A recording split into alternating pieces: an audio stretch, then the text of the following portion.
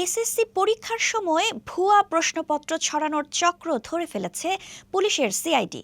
১৭টি Facebook, TikTok আর YouTube account বন্ধ করে দিয়েছে তারা। কিভাবে ধরা পড়ল এই জালিয়াতি, চলুন জেনে নেই। প্রতি বছর এসএসসি পরীক্ষার সময় একটি অপরাধী চক্র সুযোগ নেয়। তারা ভুয়া প্রশ্নপত্র ফাঁসের গুজব ছড়িয়ে শিক্ষার্থীদের বিভ্রান্ত করে আর টাকা হাতিয়ে নেয়।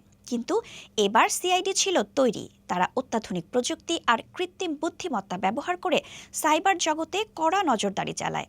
আর এভাবে ১৭টি Facebook page, group, TikTok account আর ইউটিউব চ্যানেল শনাক্ত করে বন্ধ করে দেওয়া হয়েছে।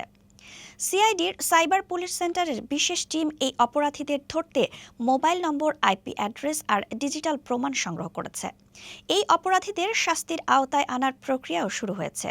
সিআইডি জানিয়েছে, সাইবার সিকিউরিটি আইনের আওতায় ফেসবুক, টিকটকের মতো প্ল্যাটফর্মগুলোকে বলা হয়েছে এই ভুয়া কন্টেন্ট সরাতে। ফলে তাৎক্ষণিকভাবে এসব বিভ্রান্তিকর পোস্ট মুছে ফেলা হয়েছে। সিআইডি বলছে, তাদের এই কঠোর পদক্ষেপের ফলে শিক্ষার্থীদের ওপর মানসিক চাপ কমেছে আর পরীক্ষার পরিবেশ অনেকটা স্বচ্ছ হয়েছে। তবে সিআইডি সতর্ক করেছে, শিক্ষার্থী ও অভিভাবকদের সচেতন থাকতে হবে।